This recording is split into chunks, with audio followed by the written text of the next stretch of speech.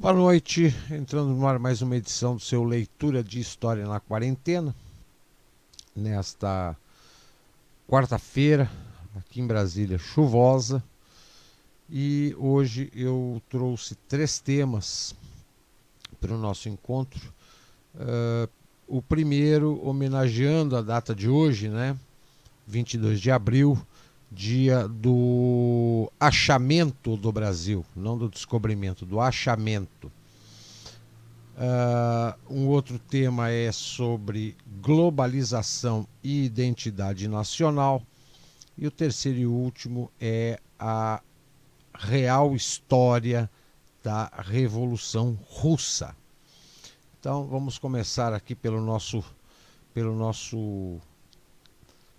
leitura em homenagem à data de hoje. Além do Dia da Terra, no dia 22 de abril, é comemorado o suposto descobrimento do Brasil. Nessa data, em 1500, os navegadores portugueses chegaram ao território brasileiro, sob o comando de Pedro Álvares Cabral. Eles tomaram posse da nova terra. E se você estranhou falarmos em suposto descobrimento do Brasil, a explicação é longa, mas dá para resumir assim. Estima-se que já viviam no Brasil, naquela época, 5 milhões de índios. Eu sou mais da tese ou da explicação mais lógica do achamento do Brasil. Achamento por quê? Porque em 1492 o Cristóvão Colombo descobriu a América. Em 1498, a coroa portuguesa e espanhola dividiu o descobrimento da América de Colombo em 2 partes, através do Tratado de Tordesilhas. Ao leste da linha imaginária, terras portuguesas, e a oeste, terras espanholas. Tanto que o Tratado de Tordesilhas tem um monumento que é o chamado Marco Zero do Tratado de Tordesilhas aqui no Brasil, que é onde a linha imaginária lá termina, que fica na cidade de Laguna, em Santa Catarina. Então, a explicação mais lógica sobre não que o Brasil tenha sido descoberto, mas sim achado, é porque Portugal já tinha conhecimento tinha essas terras no Novo Mundo, no novo continente, só não tinha vindo para cá. Então, quando o Cabral chegou, ele chegou nas terras que já eram de Portugal e já eram de conhecimento de Portugal. A gente só descobre aquilo que não sabe que existe. Então, o Brasil não foi descoberto, ele foi achado. Resumidamente, os navegadores teriam visto um monte de terra no 8º dia da Páscoa cristã. Por causa disso, e por imaginarem que se tratasse apenas de um monte, o Brasil recebeu o nome de Monte Pascoal. Ao se aproximarem, no entanto, os portugueses perceberam que se tratava de uma faixa de terra mais extensa. Assim foi dado ao local o nome de Ilha de Vera Cruz. No entanto, depois que os portugueses já estavam bem próximos ao continente, viram a enorme terra da qual se aproximavam. Foi assim que eles deram a nova descoberta pelos livros didáticos, mas ao achado, o nome de Terra de Santa Cruz. Basicamente, as 13 caravelas de Cabral chegaram às futuras terras brasileiras pelo litoral da Bahia. Quando aqui chegaram, o primeiro contato com os nativos foi feito pelo tradutor judeu Gaspar Gama. Esse primeiro aporte teria acontecido às margens do rio Frade. No entanto, após esse primeiro contato, os portugueses teriam buscado uma região mais segura para desembarcarem. Desta forma, eles aportaram nas terras que hoje pertencem ao município baiano de Santa Cruz de Cabralha. Em terra firme, não demorou muito até que os navegadores realizassem uma missa. Como já mencionamos, era a época da Páscoa e a celebração pascual foi dirigida pelo Frei Henrique de Coimbra. Aliás, a celebração oficializou o achamento do Brasil e a tomada material da terra pela coroa portuguesa. Mas os fatos a respeito do achamento do Brasil começaram a ficar estranhos nesse ponto. Os relatos oficiais desse período contam que a esquadra de Cabral partiu de Portugal em direção às Índias, em busca de especiarias. Contudo, sem um motivo claro, os navegadores saíram da rota inicial e passaram a navegar pelo Atlântico, também chamado de Oceano Longo. Entretanto, o mais interessante de tudo é que, além de Cabral, estavam nessa viagem navegadores experientes, como, por exemplo, o Bartolomeu Dias, o primeiro explorador português a dobrar o Cabo da Boa Esperança e atingir o Oceano Índico. Aliás, as cartas de Pero Vaz de Caminha, que descreveram a nova terra e toda a viagem, não mostravam espanto nem excitação. Ele não fala sobre os motivos do desvio da rota, nem mostra surpresa em avistar o território. Mesmo depois de um mês de viagem e aproximadamente 3.600 quilômetros percorridos de forma imprevista. Ainda sobre a incongruência sobre o achamento do Brasil pelos portugueses, existem relatos de que Cabral não tenha sido o primeiro europeu a chegar por aqui. Basicamente, em 1498, dois anos antes de Cabral, o comandante Duarte Pacheco Pereira teria chegado ao Brasil pelo litoral norte. O português teria explorado parte das terras brasileiras, hoje referentes aos estados do Pará e do Maranhão. Todavia, essa descoberta teria sido mantida em segredo. Será que Cabral só teria terminado a missão oficial de Portugal? Não dá para saber. Apesar disso, Dom Manuel, o rei de Portugal na época, tinha consciência da missão de Duarte Pacheco e sabia da chegada de Colombo ao Caribe. Sem contar que as viagens de Vasco da Gama tratavam sobre indícios de terra firme no trajeto da Índia pelo Atlântico.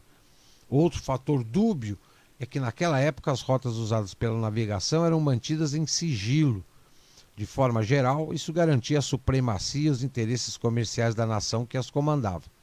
Por causa disso, a ideia do achamento do Brasil ser acidental perde ainda mais força. Além disso, a permanência do grupo em terras brasileiras por uma semana depois de aportarem mostra que Cabral não tinha apenas a missão de ir à Índia. Aliás, foi somente em 2 de maio de 1500 que Cabral deixou o Brasil, não sem antes enviar parte de sua esquadra a Portugal a fim de dar as boas novas ao rei. Sem contar o esforço dos portugueses em conquistar a simpatia dos indígenas, também é um fator curioso. Como registrado nos documentos, 2 homens de conduta duvidosa foram deixados por aqui pelos descobridores. A intenção era aprender um pouco mais sobre a língua e a cultura indígena. Falando sobre nativos brasileiros, a relação construída no primeiro contato foi de empatia. Inicialmente, os portugueses usavam a mão de obra indígena para a extração do pau-brasil. De forma geral, essa madeira avermelhada era muito cobiçada na Europa para tingir tecidos. Aliás, a quantidade de pau-brasil que existia por aqui inspirou a mudança de nome da nova terra. De terra de Vera Cruz, nosso futuro país passou a se chamar apenas Brasil. Então, esta é uma breve narrativa e alguns esclarecimentos de certa parte da história como ela vem sendo contada ao longo do tempo. Vamos para o nosso segundo tema: globalização e identidade nacional, que é um tema bastante contemporâneo. A ideologia da globalização visa justificar a maior privatização do mundo, a privatização do poder. Podemos identificar os centros desta potência mundial privada a partir da qual as megapolíticas da globalização são projetadas nos níveis político, econômico, financeiro, militar e cultural. O Conselho de Relações Exteriores, em primeiro lugar, e a complexa rede que integra. A globalização forma uma ideologia centrada no econômico, adaptado ao Homo economicus, uma criatura do protestantismo anglo-saxão que visa moldar o mundo inteiro com base em um conjunto de critérios econômicos, utilitários e materialistas. Seu centro paradigmático é o mercado. Seu eixo de poder é a força do dinheiro. Seu mecanismo é um conjunto compacto de empresas e bancos transnacionais com seus instrumentos de administração quase pública. Seu instrumento de alinhamento de massas é formado pela mídia global, que impõe o que os franceses chamam de pensada única e os americanos de politicamente corretos. Ou seja, o pensamento único e politicamente correto. Ele gera uma padronização cultural, filosófica e intelectual que é imposta gradualmente e difícil de resistir. Como toda ideologia política, a globalização distingue entre amigos e inimigos. Nessa perspectiva, os amigos são todas aquelas forças cosmopolitas, democratizadoras, universalistas, horizontais, padronizadoras, progressistas, modernistas e materialistas, no sentido de fixar o eixo central da vida sobre as econômicas e, sobretudo, antinacionais. Simetricamente, os inimigos são as correntes tradicionalistas, centradas na comunidade organizada, na religião, no conceito cristão de solidariedade e no Estado-nação como eixo ordenador. Em todas as comunidades, a globalização atua como uma força centrífuga e desarticuladora. Em contraste, o Estado-nação, quando cumpre suas funções fundamentais, deve operar como uma força centrípeta e integradora.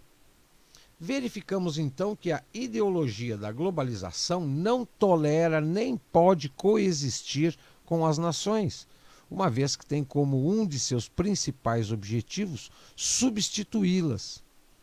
Como disse o globalista Richard Gardner, em um artigo seminal publicado na revista Foreign Affairs, em abril de 1974, em vez de atacar o Estado-nação de maneira frontal, a globalização deve corroê-lo, enfraquecê-lo e desintegrá-lo gradualmente e sequencialmente.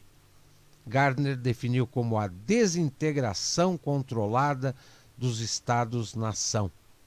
É claro que esta prestigiada revista pertence à principal usina intelectual do centro do poder globalizador, o Conselho de Relações Exteriores de Nova York. Então, os propulsores da globalização pretendem reestruturar o mundo de acordo com os seus cânones e interesses no melhor estilo fabiano. Isso já teve um primeiro efeito dramático na infiltração capitalista na antiga União Soviética, de acordo com as recomendações de Berezinski, um dos principais ideólogos da Comissão Trilateral fundada por David Rockefeller em 1973. Em seu trabalho fundador do Trilateral chamado Technotronic Era, ou Era Tecnocrônica, Brzezinski expõe um plano diretor para desmantelar o Império Soviético, que se tornaria um marco fundamental para a formação de um governo mundial. Mais recentemente, não se fala mais de um choque de nações, mas de civilizações, isto é, de psicologias, tradições, ideais, sentimentos contrários à globalização e até o surgimento de estados virtuais, de acordo com a tese de Richard Rosenkranz, publicada também no Foreign Affairs em 1996. Se, como Gardner diz, essas forças pressupõem a necessidade de alcançar a desintegração controlada dos Estados-nação. Isso implica que eles devem gerar um processo gradual de desculturalização para romper os laços que cada povo tem com sua terra natal, sua história, sua religião, seu território e seus valores. Esses valores serão substituídos por uma pseudocultura universal, padronizada e globalizada. Nessa perspectiva, todo nacionalismo saudável e todo patriotismo viril serão vistos como um anacronismo e um perigo que deve ser combatido. Para isso, será apenas uma questão de rotular esse ataque com algum slogan conveniente e moralmente lícito, de acordo com a hipocrisia que governa a alta política mundial. Portanto, todas as guerras travadas pelas forças da globalização hoje são pela paz, democracia, direitos humanos e liberdade. E que todo país ou força que se opõe a ela se torna automaticamente um Estado desonesto, Estado criminal, de acordo com a frase favorita da secretária de Estado norte-americana Madeleine Albright. Coincidentemente, ela também é membro notável do Conselho de Relações Exteriores, além de Bill Clinton, William Cohen, Robert Rubin, Samuel Berger, Alan Greenspan e Richard Holbrooke, para citar algumas das centenas de altos funcionários do governo norte-americano que são membros deste clube exclusivo. Esse processo mundial é liderado pelos países de língua anglo-americana e não de maneira pacífica, se considerarmos que desde o final da Segunda Guerra Mundial, oficialmente liberado para terminar de uma vez por todas com violência autoritária, quase 100 guerras ocorreram com mais de 100 milhões de mortos. A maioria deles teve como atores diretos ou indiretos a aliança anglo-americana ou um de seus aliados incondicionais. Ou seja, depois da Segunda Guerra Mundial, que a priori era para não haver nunca mais guerra no planeta, os Estados Unidos esteve envolvido em quase 100 guerras pelo mundo juntamente com seus aliados. Assim, a globalização visa estruturar o mundo de acordo com os cânones filosóficos, psicológicos e religiosos dos anglo-americanos, que eles mesmos definem com o acrônimo WASP, branco, anglo-saxão, protestante e branco. E seus aliados, obviamente. A virulência com que esses objetivos são perseguidos não poupa o uso excessivo e brutal de suas poderosas forças militares, como acabamos de ver com a guerra que a OTAN, de fato os Estados Unidos e Grã-Bretanha, lutaram contra a Sérvia.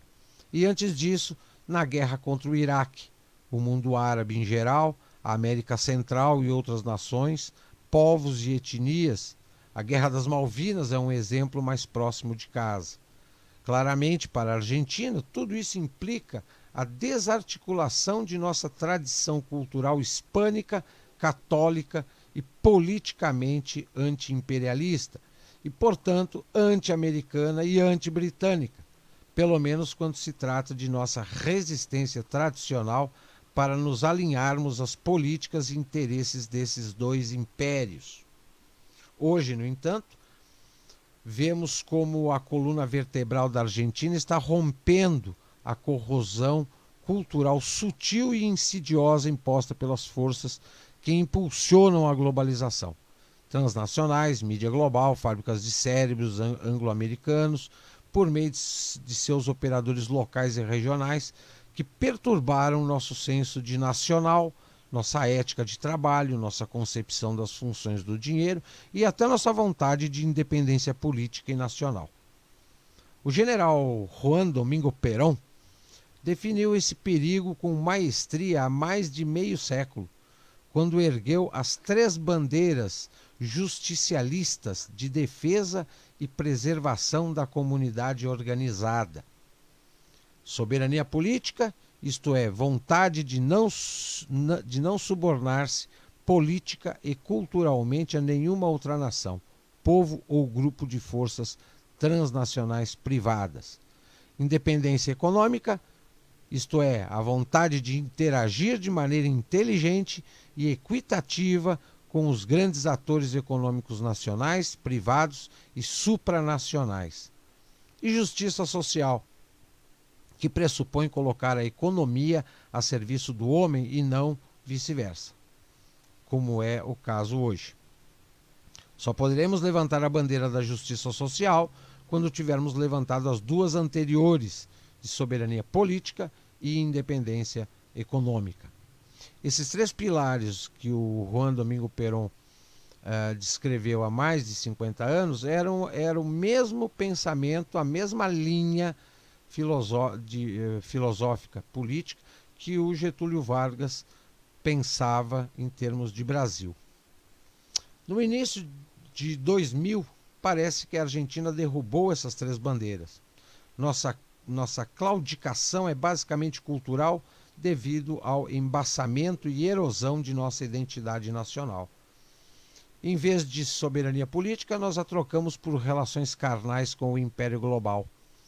A independência econômica a entregamos a um sistema financeiro internacional sem Estado, imoral e parasitário. Já esquecemos a justiça social, deslumbrados com o programa de televisão virtual, consumismo hedonista, refeições rápidas, literatura descartável, falta de solidariedade no trabalho e falta de um verdadeiro senso de comunidade, principalmente em relação a setores mais desprotegidos. Hoje, a Argentina está integrada à globalização, mas o preço que estamos pagando é muito alto. Estamos nos separando como uma comunidade organizada. Estamos perdendo nossa identidade e esquecemos que o que importa não é o crescimento dos lucros de um grupo de empresas gigantescas, mas o crescimento da felicidade, do orgulho e da saúde de nosso povo. Hoje verificamos que a previsão do general Perón sobre o ano 2000 é consumada com o domínio total da Argentina. É por isso que agora, mais do que nunca, somos chamados a travar uma batalha determinada por nossa independência e soberania, porque o ser ou não ser do nosso povo está em jogo. Portanto, este congresso foi realizado. 50 anos da comunidade organizada, porque sabemos que o principal eixo de saneamento da comunidade passa infalivelmente pela recuperação de nossa identidade nacional. Esse artigo ele foi extraído do semanário alemão Weltanschauung e ele dá como exemplo da tomada pela globalização a Argentina. Só que o exemplo argentino que o texto nos traz serve muito bem para o Brasil, com uma diferença. A Argentina ela tem uma identidade nacional, apesar dela ter sido colonizada por espanhóis, e mais uma ou duas nacionalidades europeias, no caso dos italianos e dos alemães, mas a Argentina sempre teve muito mais identidade nacional do que o Brasil. O Brasil foi criado aí aos trancos e barrancos dentro de vou usar um termo bem politicamente correto, o Brasil foi se desenvolvendo aos trancos e barrancos dentro de uma pluralidade, de uma diversidade que, ao mesmo tempo que essa diversidade foi aumentando, essa pluralidade foi aumentando, não se criou uma identidade nacional. O Nordeste tem uma identidade, uma identidade nacional, uma cultura, o norte tem outra, o centro-oeste tem outra, o sul tem outra, e nós não temos uma identidade nacional. Mas o que foi exemplificado no artigo, dando como exemplo a Argentina, serve para o Brasil em gênero, número e grau.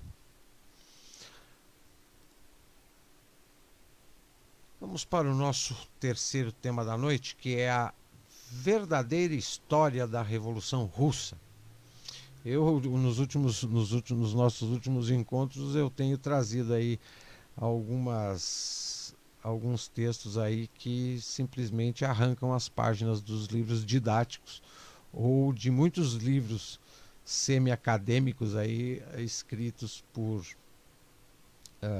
intelectuais da esquerda, que eles adoram manter a mentira viva e não realmente fazer o trabalho que a história pede, que é expor a verdade e não manter as mentiras.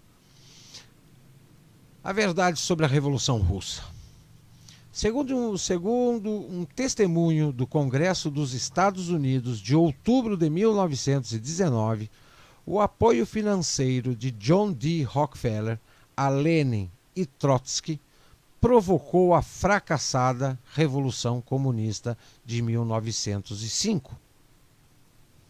A biografia do Rockefeller omite um detalhe insignificante, isto é, a afirmação feita em público por parte do banqueiro investidor da família Rockefeller e presidente da empresa de investimentos de Nova York, a Kuhn e Loeb Corporation, que era o jesuíta Jacob Schiff, também fundador do Federal Reserve, de quem, sem sua influência financeira, a Revolução Russa nunca teria êxito.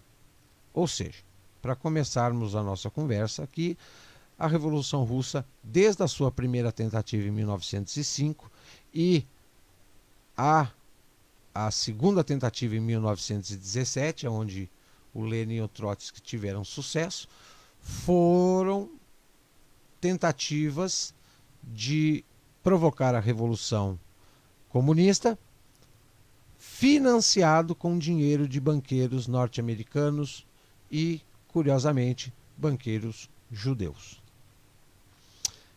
Quer dizer, segundo os documentos do Congresso norte-americano do Dr. Sutton, na primavera de 1917, Jacob Schiff começou a financiar Trotsky com o propósito de que prosperasse a Revolução Socialista na Rússia.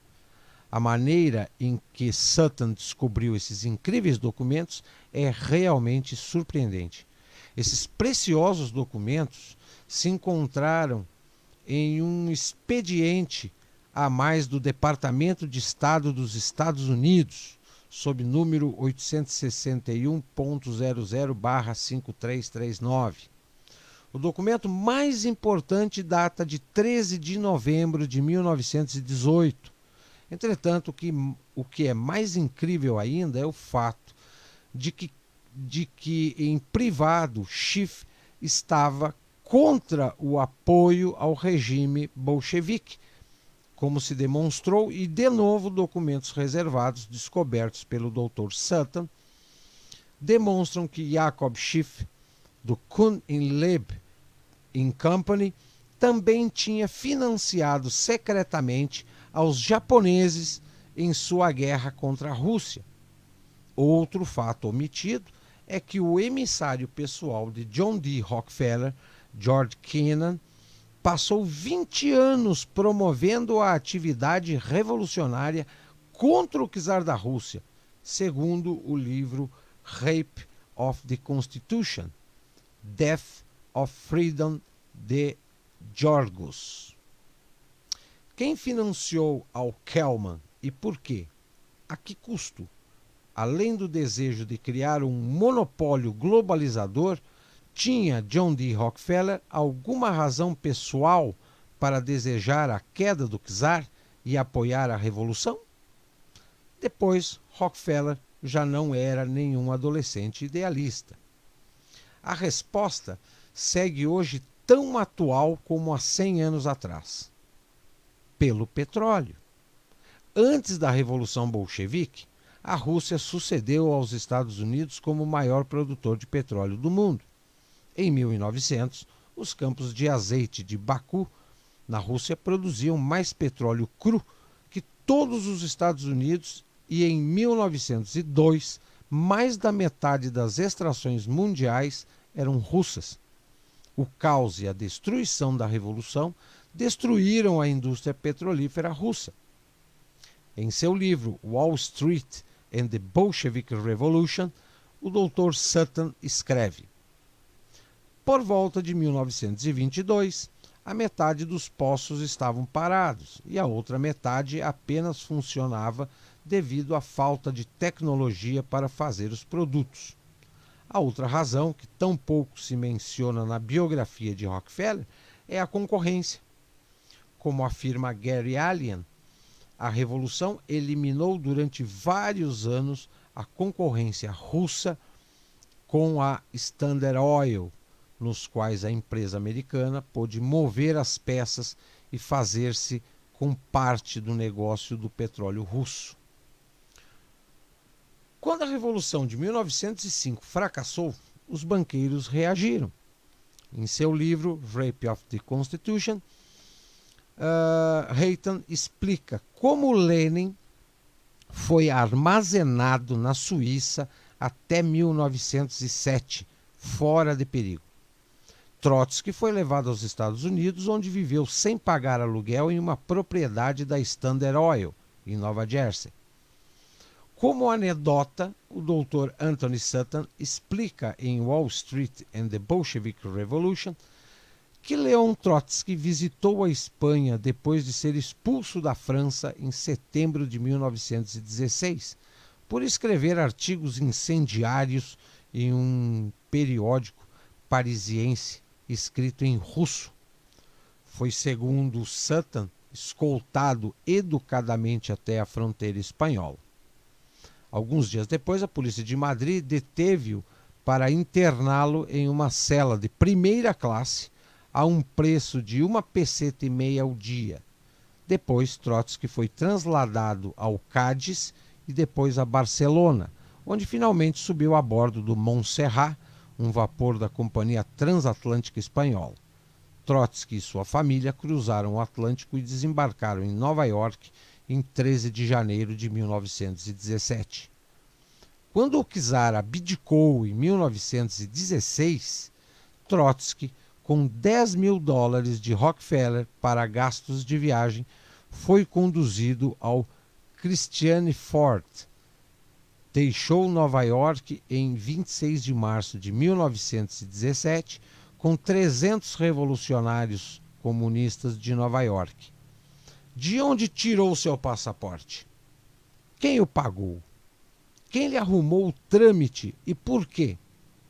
Foi o mesmo Rockefeller quem conseguiu um passaporte especial para Trotsky através do presidente Wilson e enviou Lincoln Stephens, um comunista americano a serviço de Rockefeller, com ele para assegurar-se de que retornaria são e salvo à Rússia.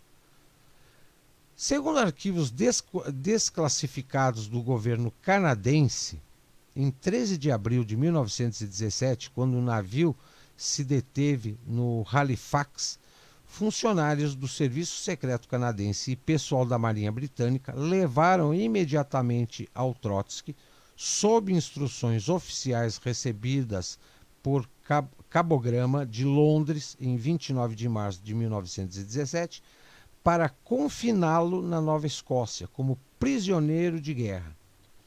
O cabograma advertia da presença de Trotsky em Christiane Hjort, dizendo que deveria ser retido à espera de mais instruções, já que esses socialistas russos viajam com o propósito de começar uma revolução contra o atual governo russo, em razão do qual Trotsky levava consigo $10.000 doados pelos socialistas norte-americanos. Mas por que ele foi detido?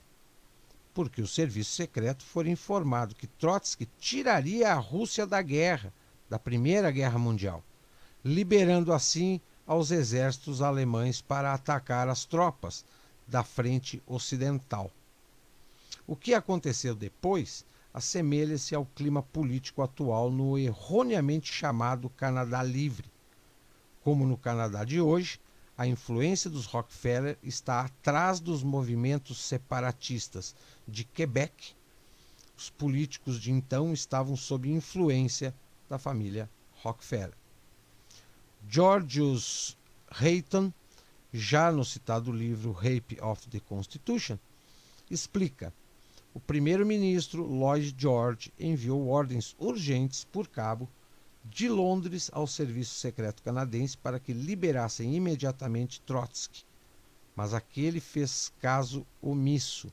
Trotsky foi finalmente liberado graças à intervenção de um dos escravos mais fiéis aos Rockefeller, o ministro canadense Mackenzie King, um antigo especialista em laborismo dos Rockefeller.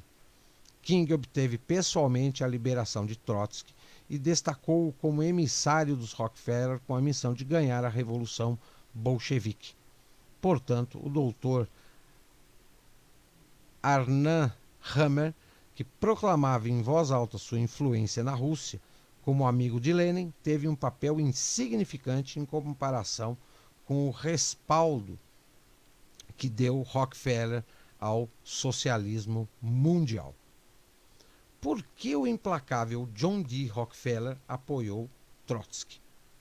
Porque Trotsky, o revolucionário bolchevique, como John D. e o resto de sua família, advogava pela revolução e pela ditadura mundial, por sua uniformidade ideológica e seu compromisso com o internacionalismo liberal. Os bolcheviques e os banqueiros, então, têm algo em comum: o internacionalismo, explica uma e outra vez o Dr. Anthony Sutton. Tanto Allen como o Dr. Sutton chegam à mesma conclusão. A revolução e as finanças internacionais têm os mesmos objetivos comuns: a erradicação dos poderes descentralizados, muito mais difíceis de controlar, e o estabelecimento de um governo mundial único, um monopólio do poder que se perpetue no tempo. Graças ao heróico trabalho das outras impressionantes obras do Dr. Sutton, as provas da implicação dos Rockefeller na organização, patrocínio e apoio à Revolução Bolchevique são tão inumeráveis e avassaladoras que simplesmente não admitem discussão. Possivelmente poderia resumir o grau de crueldade com um exemplo. Para os Rockefeller, o socialismo não é um sistema para redistribuir a riqueza, e muito menos para redistribuir sua própria riqueza, a não ser um sistema para controlar as pessoas e a concorrência. O socialismo põe todo o poder nas mãos do governo. E como os Rockefeller controlam os governos, isso significa que eles têm o controle de fato, mesmo que você não saiba. Não significa que eles não saibam. Como curiosidade, Trotsky se casaria depois com a filha de um dos banqueiros mais ricos, Livotovsky, quem também respaldou a Revolução Bolchevique. Tecnologia americana na mão dos comunistas. Em 1926, a Standard Oil de Nova York, do Rockefeller, e sua subsidiária, a Vulcan Oil Company, através do Chase Bank, fechou um acordo para vender petróleo soviético nos países europeus. Nesse momento, se informou que John D. Rockefeller fazia um empréstimo aos bolcheviques de 75 milhões de dólares, parte do preço do acordo. Como resultado do trato, em 1927, o sócio secreto da Rússia, a Standard Oil de Nova York, construiu uma refinaria de petróleo na Rússia. Portanto, John D. Rockefeller, conclui o autor, o caudilho do capitalismo, ajudou a recuperação da economia socialista. o governo dos Estados Unidos não reconheceu oficialmente ao Estado soviético até 1933. Como é possível que cidadãos privados, por mais ricos e influentes que sejam, tenham colaborado com o regime soviético assassino quando isso ia explicitamente contra da lei, segundo o Congresso norte-americano? Além disso, não eram só cidadãos privados os que colaboraram na criação do monopólio soviético, mas sim, mesmo o presidente Wilson aprovou tal colaboração. O Dr. Sutton acrescenta. Opa, deu um pulinho aqui. Onde é que tá? Aqui. O Dr. Sutton acrescenta em seu livro, abre aspas, este foi o primeiro investimento dos Estados Unidos na Rússia da Revolução. Isto é o que o congressista dos Estados Unidos, Louis McFadden, presidente do Comitê Bancário da Câmara de Representantes, que se opôs corajosamente aos manipuladores do sistema do Federal Reserve na década de 20 e 30, tinha que dizer em um discurso aos congressistas em 10 de junho de 1932. Abre aspas. Abram os livros do Amtorg, a organização comercial do governo soviético em Nova York. Os do Gostorg, o escritório-geral da Organização do Comércio Soviético, e os do Banco Estatal da União Soviética. E se surpreenderão de quanto dinheiro americano saiu do Tesouro dos Estados Unidos em benefício da Rússia.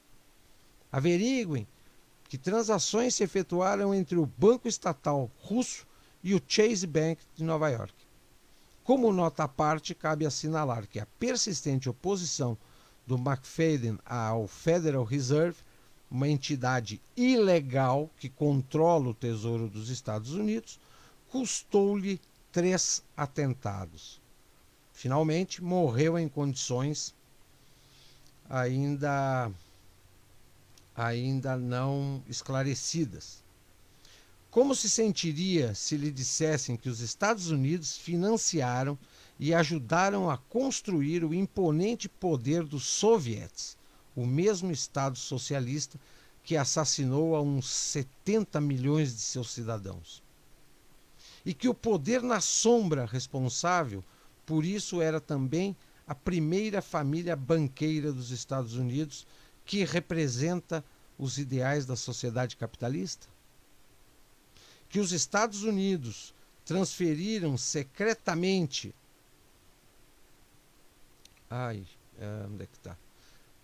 transferiram secretamente à Rússia a tecnologia mais sofisticada e cara do momento, para assim criar um inimigo visível para justificar os novos métodos de coerção e terror, e agora o fazem com a China, às custas de seus próprios compatriotas.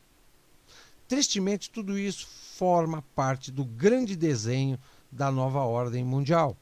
Para conseguir o governo mundial único controlado pelos globalizadores, devem unir-se diferentes nações para que o público geral aceite, inicialmente, os benefícios do governo mundial único, deve vender a ideia de que tal união tem vantagens e benefícios, como que o bloco de comércio livre não suporá uma perda de soberania. O problema é que já hoje perdemos nossa soberania.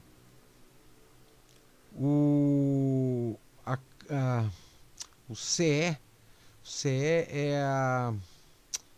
a Câmara Econômica, invadiu todos os aspectos de nossa vida, atando-nos uns tratados desconhecidos, umas leis e umas regulações obscuras, muito difíceis de compreender.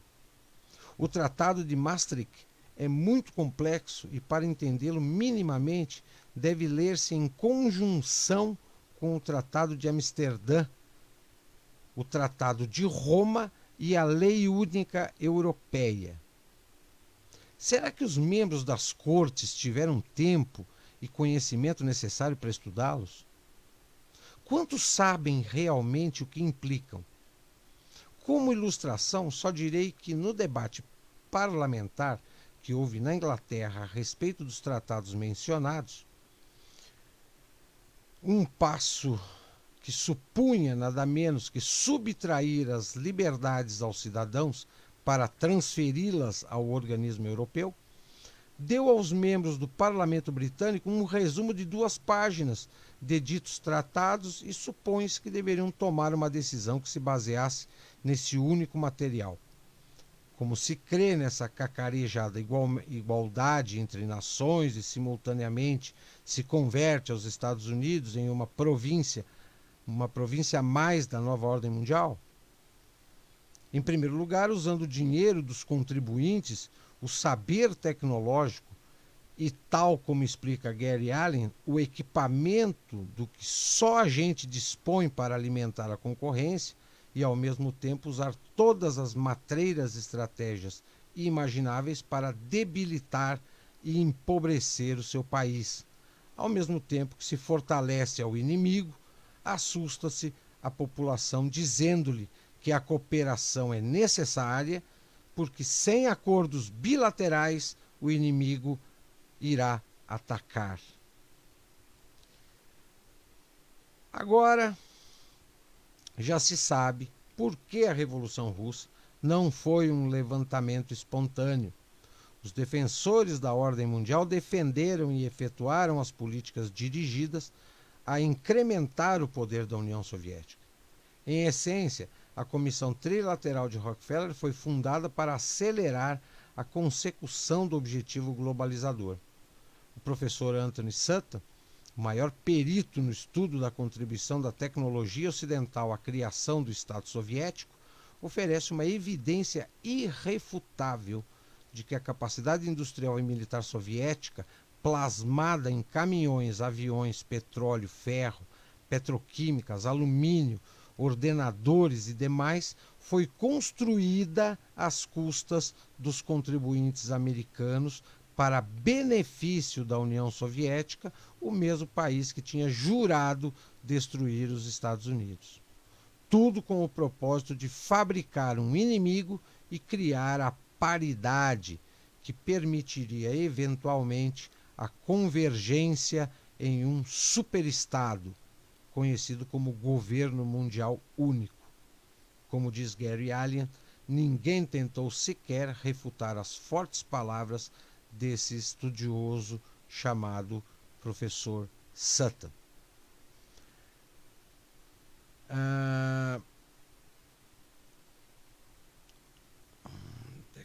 Aqui. Em Wall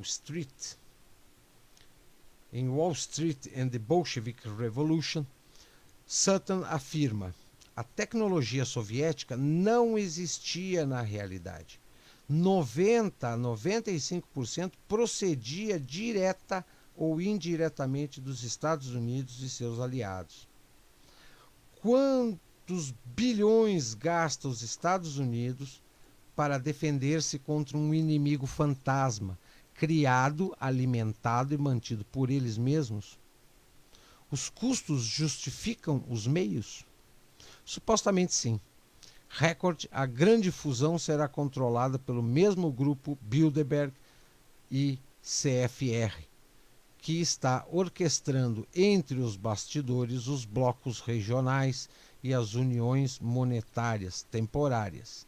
Embora pareça estranho, reflete Sutton, parece que os Estados Unidos querem que o inimigo continue inimigo. Sem um inimigo visível e justificável, nenhuma população, apesar da manipulação, cederá voluntariamente seus direitos e liberdades individuais. Sutton oferece milhares de provas documentadas em seus achados. Por exemplo, a Marinha Mercante Soviética, no momento de escrever seu livro, era a maior do mundo, 6.000 navios. Anthony Sutton declarou em 1972 ante um subcomitê do Partido Republicano para dizer: uns 2/3 foram inteiramente construídos fora da União Soviética e 4 de cada 5 motores desses navios soviéticos foram construídos também fora da União Soviética. E continua. Todos os automóveis, caminhões, armas, tanques, aviões, tecnologia soviética procede do Ocidente. A organização Gorky, construída pelas empresas Ford e Austin, produziu a maior parte dos caminhões utilizados para levar o armamento subministrado pelos soviéticos ao Ho Chi Minh. As empresas de automóveis também podem utilizar-se para construir tanques. A mesma organização Gorky, sob o disfarce de um comércio pacífico, produziu em 1964 o primeiro sistema antitanque guiado. Os soviéticos têm a maior montadora de ferro e aço do mundo. Foi construída pela corporação Maquis. É uma cópia de uma fábrica de aço em Indiana, Estados Unidos. Surton sustenta que o governo dos Estados Unidos é responsável direto pelo assassinato de 100 mil soldados americanos mortos por meio de tecnologia americana, como afirma de maneira cortante. A única resposta de Washington e da administração norte-americana é esforçar-se para esconder o escândalo. Nada do que digo tem sentido se acreditarem nas mentiras propagadas pelo poder a respeito dos malvados comunistas, a não ser, é óbvio, que o comunismo seja um chamariz necessário, a ferramenta de uma conspiração muito maior para deixar o mundo nas mãos de multimilionários ávidos de poder. Então tudo aparece perfeitamente lógico. Rockefeller, entretanto, não é absolutamente um poder independente, como explica Mullins no seu livro Murder by Injection. Os Rockefeller operam sob esferas de influência claramente definidas. As organizações caridosas, as empresas e os grupos de influência política trabalham sempre conjuntamente. Nenhum departamento do grupo toma iniciativas por si mesmo ou formula uma política independente. Não há justificação para isso, porque tudo funciona sob o controle da estrutura financeira mundial, o que significa que qualquer dia toda a abundância de uma pessoa ou organização pode ver-se reduzida a zero, mediante uma hábil manipulação financeira. Este é o controle final que assegura que ninguém possa sair da organização. Não só lhe retirariam todos os seus recursos, mas também entraria imediatamente na lista de um capanga. O congressista Larry McDonald, em seu prólogo ao livro O Expediente Rockefeller, escreveu: esta é uma exposição concisa e arrepiante da que foi certamente a história mais importante de nosso tempo. A ideia dos Rockefeller e seus aliados de criar um governo único mundial que combine o supercapitalismo e o socialismo sob um mesmo teto, tudo sob seu controle. Os Rockefeller e seus aliados levam ao menos 50 anos seguindo um cuidadoso plano para controlar os Estados Unidos e o resto do mundo, fazendo-se com o poder político através de seu poder econômico. Em 31 de agosto de 1983, McDonald morreu em um acidente a bordo de um avião comercial da Korean Airlines 007 em espaço aéreo soviético. Por que será, né? Então, aqui esse texto ele é um tanto quanto denso, né? Meio longo, mas ele deixa claro que a inimizade, a Guerra Fria que havia entre União Soviética, Estados Unidos, Revolução Russa, o surgimento do socialismo, a primeira experiência do socialismo na Rússia, que depois se tornou União Soviética, todo esse grande teatro, né, criando esse perigo, essa insegurança global de uma terceira guerra mundial, de armas nucleares, etc, etc. Tudo isso foi fomentado por um pequeno grupo encabeçado pelo Rockefeller, com dinheiro americano, dinheiro dos lucros dos seus bancos e do Federal Reserve também, né? Com o intuito de promover aí a longuíssimo prazo um governo único mundial. E vai saber se a tal Covid-19 também não é mais um mais um factoide criado pelos Rockefeller para medir a temperatura do pânico e da covardia das pessoas frente a uma guerra biológica, ou frente ao como se comporta a sociedade globalizada frente a uma organização só, comandando as pessoas no planeta todo, né? Manipulando as pessoas todas. Aliás, a OMS já declarou que errou na sua estratégia, né? O coronavírus, ele não, a primeira forma de combater o coronavírus não era pelo isolamento. A OMS já declarou que errou a estratégia. Isolamento era só para quem ficasse doente, para que os outros pudessem criar anticorpos naturalmente. Quer dizer, a OMS criou o factoide, orquestrou, vem orquestrando o factoide, né? E esse grupinho aí que comanda as peças do tabuleiro estão aí tirando a temperatura para ver qual o rumo que esse jogo de implantação do governo mundial vai tomar. O Leitura de História na Quarentena vai ficando por aqui. Amanhã eu retorno novamente com mais temas para vocês.